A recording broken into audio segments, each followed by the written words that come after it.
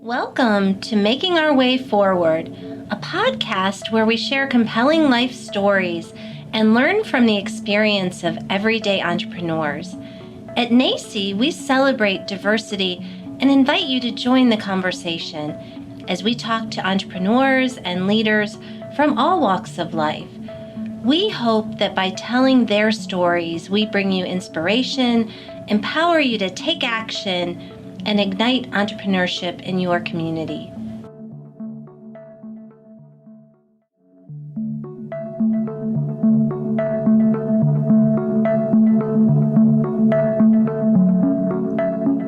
Welcome to our first edition of Making Our Way Forward podcast. This has been something that's been in the works for the last couple of years, and during the pandemic, it's given us the opportunity to take a pause and to think about the stories that we want to share with our network and around the world of people doing very innovative things. So I am so happy today to welcome Chip and Stuart Weismiller, who are coming to us from Connecticut today for our podcast. So hello to both of you. How are you doing today? Well, we are great, and we're so happy to be part of your podcast series and to be here with you. Yes, thank you.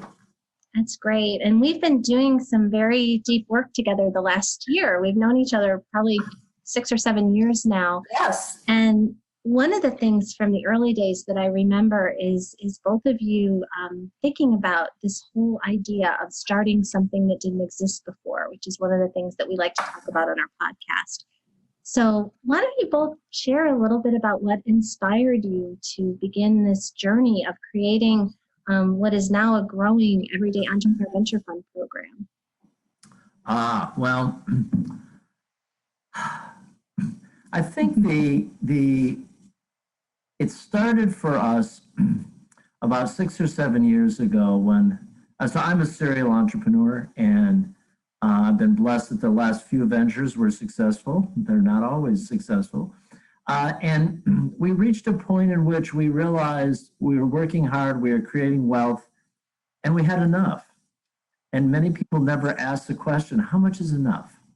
And it's not a number, it's an attitude. And we realized that we have been the recipient of so many blessings in this life, our health, happy, productive kids, the whole thing, and wealth. And we felt that maybe this was a little bit of an intersection with our faith too. God would not be so proud of us to build a bigger pile of gold to sit on top of.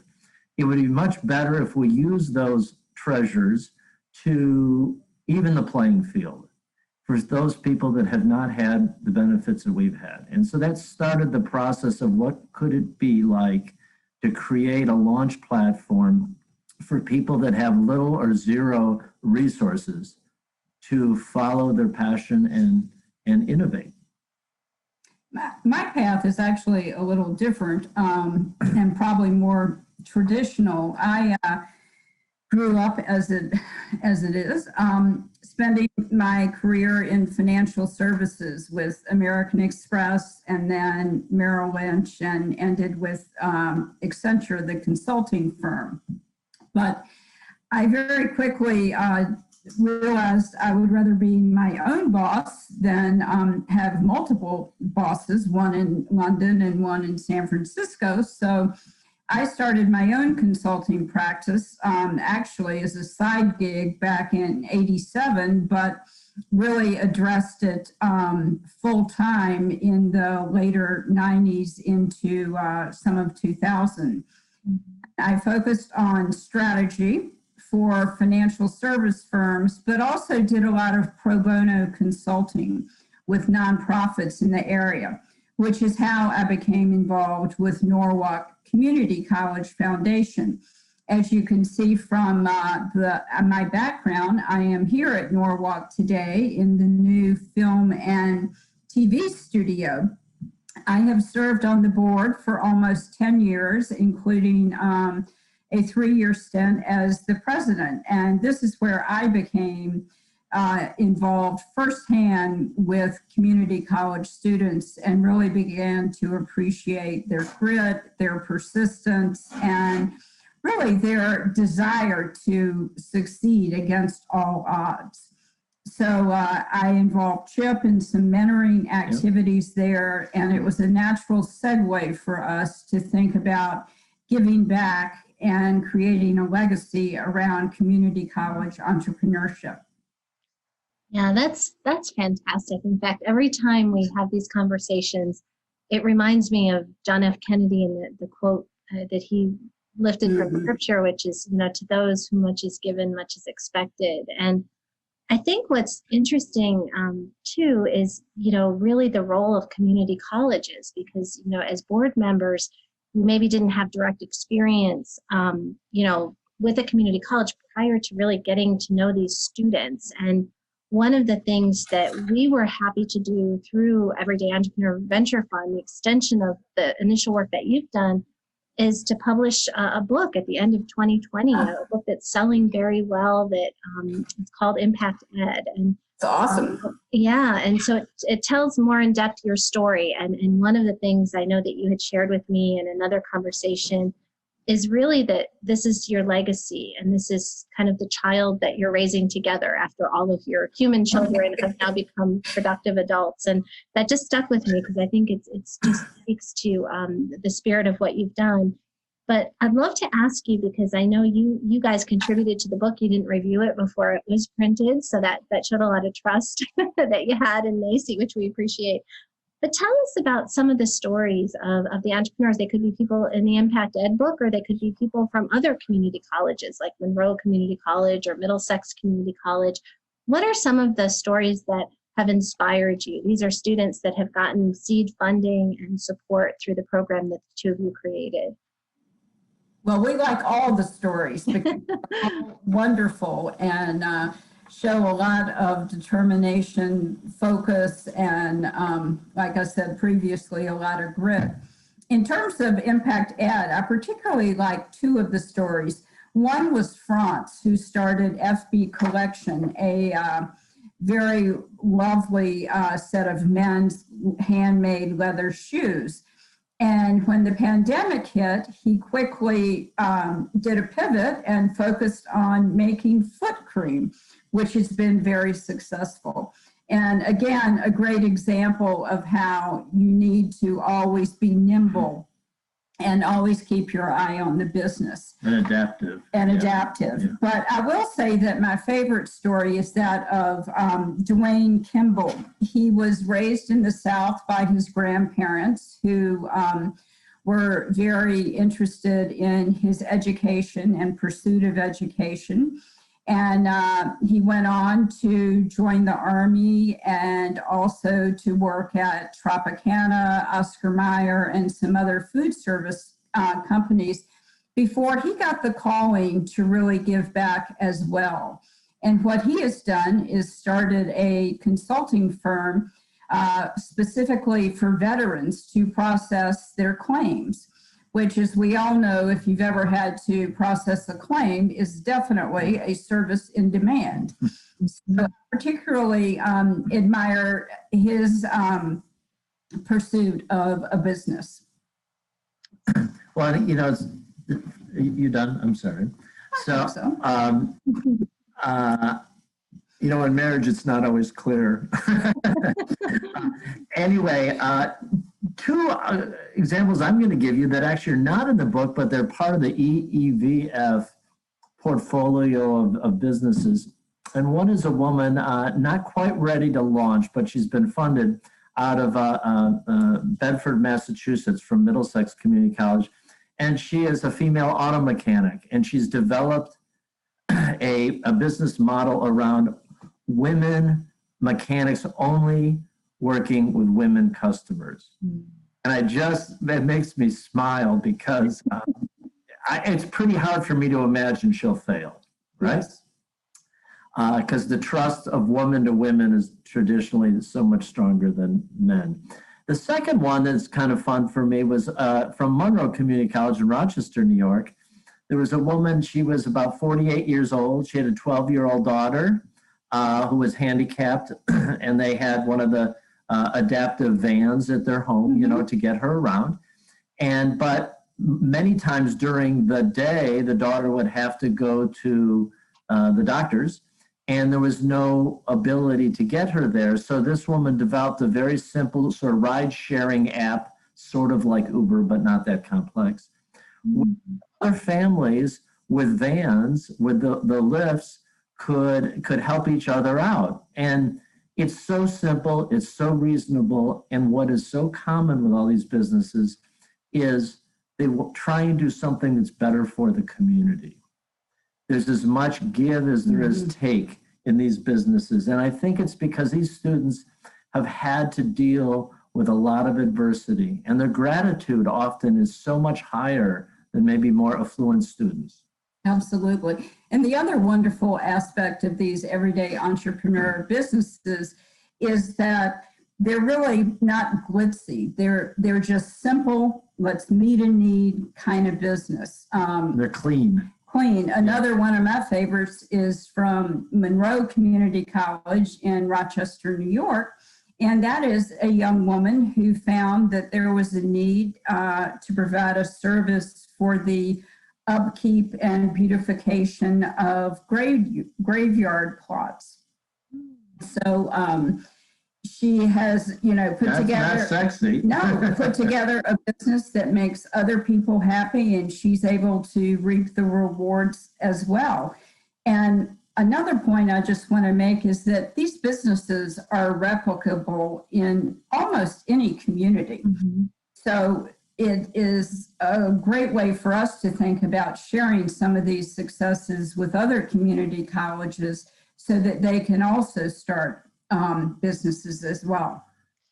Yes, just to follow that, particularly with what Stuart's saying, if let's say the graveyard maintenance business, the headstone maintenance business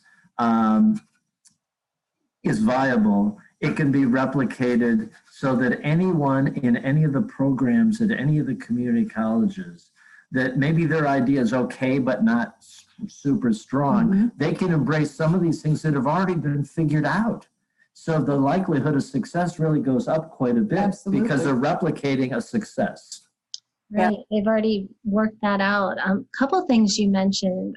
I know we're all readers, and as you talk about the community college student experience, and it reminds me of the desirability of difficulty that Malcolm Gladwell writes about, that it really kind of does become an advantage. And, even the name of Everyday Entrepreneur Venture Fund, it's leveraging that which already exists. You're in front of one community college. We all know there's 1,100 of them across the country. So what you're doing and what you initially did with 4 colleges has now expanded to a group of 9. So there are others that are coming on board and doing that. And maybe you could share with us, because we were talking about stories, and before we get into the future and what we imagine to see, I just want to share with you my favorite story, which is one of many actually, about Dana Swenson, who is a woman who is in her, she's married, her kids are grown up, and she's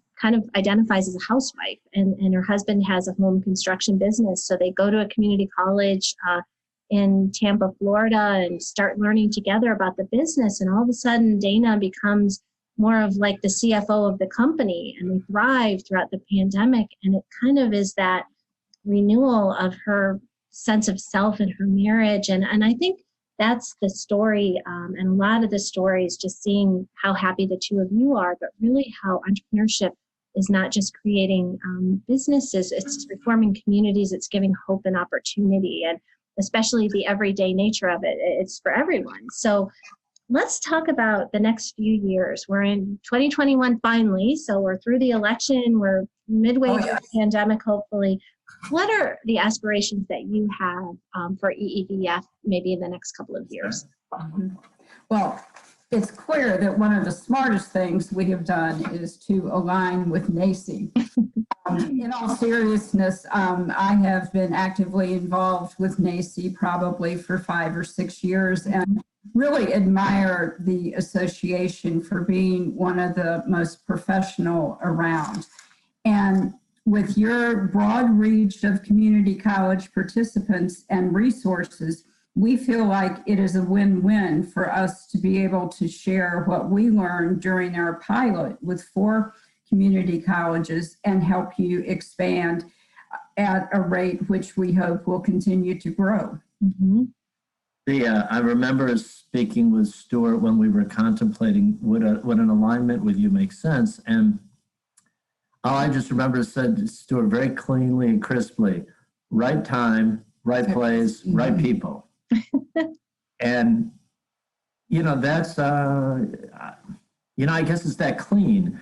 And the way we're working together is relatively seamless. It's like early in a personal relationship, how you navigate through things says a lot about what's behind the people and their integrity. And we're just thrilled. And we see, though, you as a launching platform, we couldn't do. I mean, we've provided the first capital and $1 million to launch so far 60 businesses.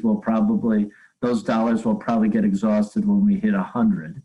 And those initial 4 pilot schools have demonstrated, I would say, 80 to 90% excellence. We have certainly some lessons learned, but they're more administrative, tactical things that are pretty easy to fix. But what we had to prove is, could the community college be the right platform launching these people? Could the community college work not only with the academic side, but the foundation and the community? Because all 3 need to be linked to create a successful, sustained entrepreneur.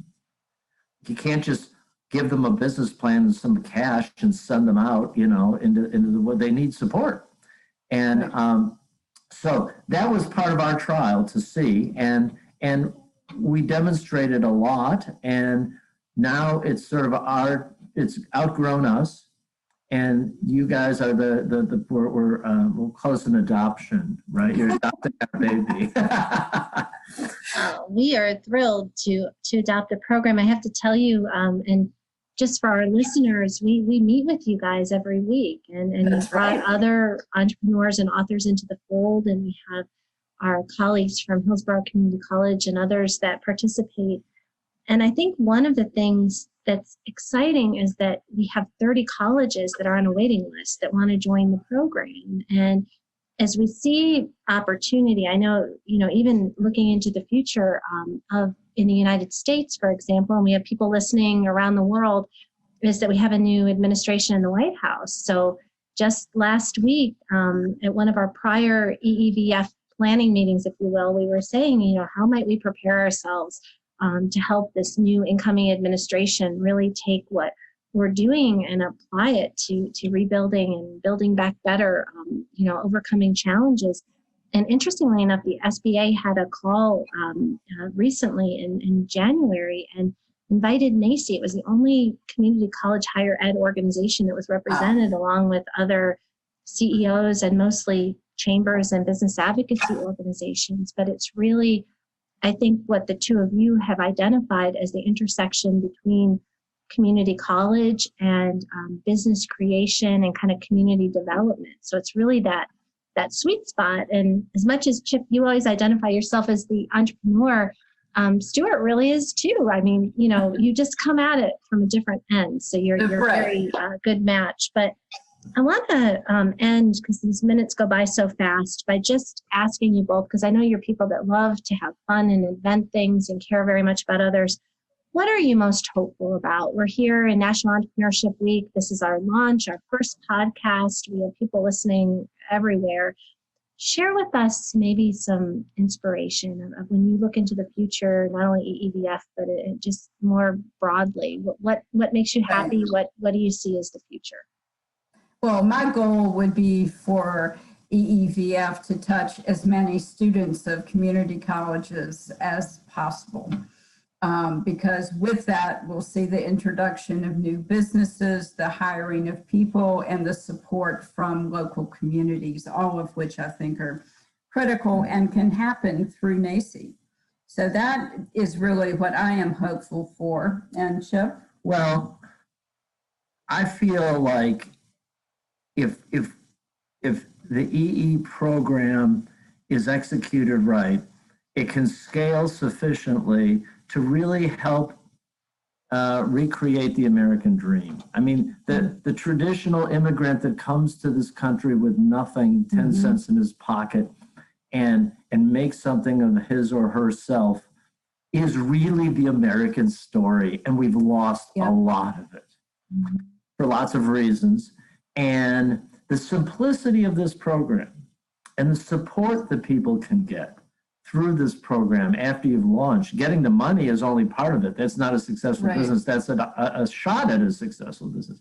So my biggest hope is that we can become a template that's easily replicable, that's efficient, that can transform America. And when Stuart and I started this, I said to her, wouldn't it be amazing if we could launch 1,000 businesses? And she just about cringed. I did. I was like, don't say that. But I love stretch goals, right? Well, it could be 10,000. Who knows? There is no limit. The other thing is there's plenty of money around. People forget how much money is sitting idle and unproductive in our society in investments that are doing nothing. If a small sliver of that, if you found 50 or 100 people like us that would put $1 million up, the amount of community transformation is phenomenal, and they're out there. So we would love to see NACCE being the conduit, the inspirational focus around that, and the good fiduciary custodian, of the funds. And so that's what we would hope. Right. And we believe it's there. One example that comes to mind immediately for me is, again, with Norwalk Community College. And they have been very successful in working with the local community foundation, as well as funders such as Bank of America. B of A, in fact, had the idea that we community college should retrain all the hospitality workers that were out of work as a result of COVID. And so Norwalk Community College immediately offered CNA training for these individuals and for nursing assistants. Nursing assistants had a program to place them. And in fact, many of them are solo entrepreneurs as a result. So that's just one example of how the community, the corporate community, as well as the community college can all work together. That's great. And I know too, having worked leading a community college myself, Norwalk Community College is just one of the leaders in the country. It's a self-supporting foundation because they have board members like the two of you. And I think it just shows that I think the deep roots of the sustainability of Everyday Entrepreneur Venture Fund, NACCE has taken up the charge of raising a national match then local communities use that to get additional matching money. Last year we had a big celebration because the Radcliffe Foundation, headed by our friend Carlene Cassidy, stepped forward and gave a $900,000 3-year gift, which a lot of that is tied to EEVF and a lot of the metrics. So right there, you've almost doubled, your investment, and that's not counting all of the money that's been raised in local communities. So my belief is that as people start to learn about this and identify in these stories, because these are not just typical tech entrepreneurs, although some of the businesses are tech, they're immigrants, they're people of color, they're people from rural communities, and it's very hopeful. So I want to thank the two of you. The pandemic year, as you know, you were here for the NACCE grand opening of our office that shuttered just 4 weeks later due to the pandemic, but we are up and operational, but we're doing things differently. And the only reason that we're able to do the work that we do is because of people like you. So I want to thank you for sharing your stories as EEVF continues to grow and we continue to grow opportunity. We want to have you come back and tell us more about the Weismiller journey along the way. So Great. I want to thank you both very much and wish you a wonderful day. Thank you. Thank you very much, Becky. I want to thank everyone who tuned in today for our first official podcast, and we encourage you to join us in making your way forward as we explore the stories of hope and inspiration. And you can always visit us at NACCE.com to learn more and to get involved. Thank you so much for joining us. We hope that listening to this podcast will help you to explore the many ways we might define entrepreneurship. Join us every other Wednesday for more episodes as we celebrate opportunity, learn from one another, and grow together. Subscribe to this podcast, connect with us on social media, and learn more about today's speakers at NACCE.com/podcast. We look forward to making our way forward together with you.